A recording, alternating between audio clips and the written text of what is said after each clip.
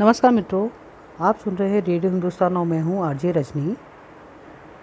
राष्ट्रनीति में आज आप सुनेंगे हिंदी के लिए खुला है विश्व द्वार, जिसको लिखा है प्रसिद्ध लेखक एवं पत्रकार डॉक्टर वेद प्रताप वैदिक। संयुक्त राष्ट्र संघ में अभी भी दुनिया की सिर्फ 6 भाषाएं आधिकारिक रूप से मान्य हैं: अंग्रेजी, फ्रांसीसी, चीनी, रूसी, हिस्पानी और अरबी। इन सभी 6 भाषाओं में से एक भी भाषा ऐसी नहीं है जो बोलने वालों की संख्या, लिपि, व्याकरण, उच्चारण और शब्द संख्या की दृष्टि से हिंदी का मुकाबला कर सकती हो। इस विषय की विस्तृत व्याख्या मेरी पुस्तक हिंदी कैसे बने विश्व भाषा में मैंने की है। यहाँ तो मैं इतना ही बतलाना चाहता हूँ कि हिंदी के साथ भारत में ही नहीं, विश्व मंचों पर भी घनघोर अन्याय हो रहा है। लेकिन हल्की सी खुशखबरी अभी अभी आई है। संयुक्त राष्ट्र संघ की महासभा ने अपने सभी ज़रूरत कामकाज में अब उक्त 6 आधिकारिक भाषाओं के साथ साथ हिंदी, उर्दू और बांग्ला के प्रयोग को भी स्वीकार किया है। ये 3 भाषाएं भारतीय भाषाएं हैं। हालांकि पाकिस्तान और बांग्लादेश को विशेष प्रसन्नता होनी चाहिए, क्योंकि बांग्ला और उर्दू उनकी राष्ट्रभाषाएं हैं। यह खबर अच्छी है, लेकिन अभी तक यह पता नहीं चला है कि संयुक्त राष्ट्र के किन किन कामों को ज़रूरी मानकर उनमें इन तीनों भाषाओं का प्रयोग होगा। क्या उनके सभी मंचों पर होने वाले भाषणों, उनकी रपटों, सभी प्रस्तावों, सभी दस्तावेज़ों और सभी कार्यवाहियों आदि का अनुवाद इन तीनों भाषाओं में होगा?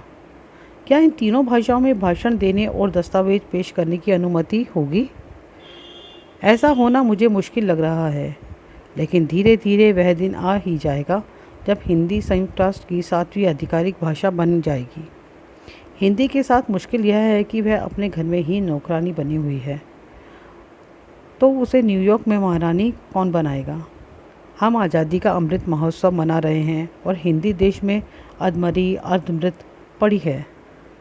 कानून निर्माण, उच्च शोध, विज्ञान विषयक अध्यापन, शासन प्रशासन में अभी तक उसे उसका उचित स्थान नहीं मिला है।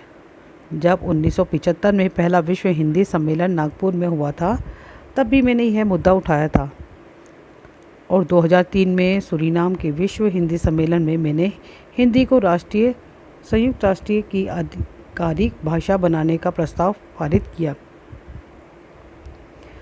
1999 में भारतीय प्रतिनिधि के नाते संयुक्त राष्ट्र में मैंने अपने भाषण हिंदी में देने की कोशिश की, लेकिन मुझे अनुमति नहीं मिली।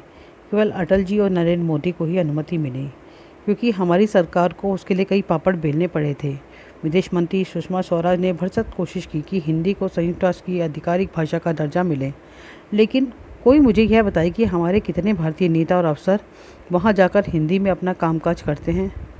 जब देश में सरकार का सारा महत्वपूर्ण कामकाज वोट मांगने के अलावा अंग्रेजी में होता है, तो संसार में वह अपना कामकाज हिंदी में कैसे करेगी? अंग्रेजी की इस गुलामी के कारण भारतीय दुनिया की अन्य समृद्ध भाषाओं का भी लाभ लेने से खुद को वंचित रखता है। देखिए, शायद संयुक्त राष्ट्र की यह पहल भारत को अपनी भाषाई गुलामी से मुक्त करवाने में कुछ मददगार साबित हो। बने रहिए हमारे साथ रेडियो हिंदुस्तान पर।